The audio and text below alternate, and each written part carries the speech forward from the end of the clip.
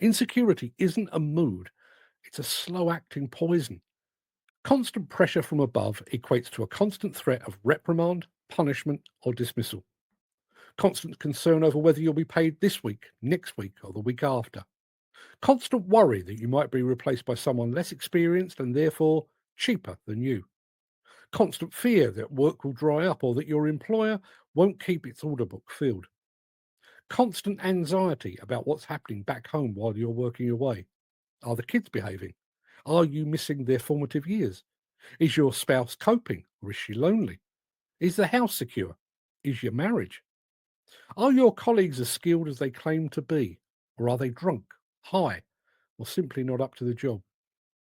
Every one of these worries chips away at the foundations of a worker's well-being. Separately, they're difficult. Together, they're crushing. And they all boil down to a single word: insecurity. More than 30 UK construction workers die by suicide on average each month. That's not a typo, that's not hyperbole, it's a human tragedy happening in plain sight. Despite endless hashtags, awareness campaigns, branded hard hats, and tear jerking videos, the suicide rate among construction workers remains nearly 4 times the national average.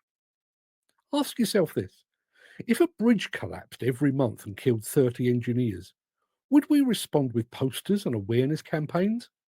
Or would we just rebuild the bloody bridge? The construction industry isn't just physically dangerous, it's psychologically punishing. And instead of fixing the causes, we've become experts at papering over the cracks. There is a creeping, silent pressure that seeps into every corner of a worker's life. Insecurity about income. Wages vary wildly. Pay is often delayed. Some workers rely on agencies that treat them like disposable stock. One wrong move and you're off site. No notice, no support. Insecurity about work continuity. Demolition projects are finite by nature. Workers often don't know what comes next. Finish this job and then we'll see becomes a kind of emotional blackmail. You do what you're told. You take the abuse, you work unsafe hours, and you say nothing because you're terrified of not being picked for the next job. Insecurity about reputation. In a tight knit industry, word travels fast, even if it's not true. Make a mistake, you're careless. Speak up about safety, you're a problem. Ask for help, you're weak. Insecurity at home. Being away from family takes its toll. Missing birthdays, school plays, sports days, anniversaries. Over time, guilt festers. Distance becomes emotional as well as physical. Some workers live two lives, one on site, one at home, but both carry the weight of unspoken burdens. There are toolbox talks and mental health awareness days, but most of those are just tick box exercises. A few posters in the break room, a free stress ball, a guest speaker who tells you to open up and then leaves before lunch. It's like giving a man with a broken back a leaflet about posture. And let's be honest, what worker in his right mind is going to confess to struggling mentally when he knows it could cost him the next job?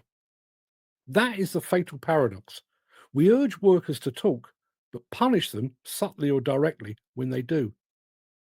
Demolition and construction are still male dominated sectors, steeped in a culture of get on with it. There's pride in endurance. Pain is worn like a badge of honor. But when you're scared, anxious, exhausted, or depressed, there's nowhere to go with it. You can't tell your mates because they'll take the piss. You can't tell your boss because he'll find someone else. So you bottle it up. And bottled up insecurity doesn't stay bottled forever. It leaks into drinking, drugs, debt, anger, domestic breakdowns, or worst of all, silence that ends in suicide. We don't need more mental health campaigns. We need real changes to working practices. Secure contracts, not rolling short term deals of precarious self employment. Transparent payment systems that guarantee timely wages. Rotation policies to allow workers time with their families. Anonymous reporting mechanisms for mental health concerns. A cultural reset that treats openness as a strength, not as a weakness. And true leadership where foremen and managers are trained not just in logistics, but in human understanding. Let's stop pretending that mental health support can be delivered through a sponsored breakfast or a branded hoodie. If a worker doesn't know if he'll still have a job next week, no amount of awareness will save him. If he's worked 3 weekends straight because he's terrified of being replaced, no wristband will undo the damage. What's killing these men isn't just depression, it's a culture that makes them feel disposable. Insecurity isn't a mood, it's a slow acting poison. And if we keep asking workers to swallow it in silence, we're going to keep burying them. Not because they're weak, not because they didn't try, but because the industry made them feel like they didn't matter. And that is the deepest, deadliest insecurity of all.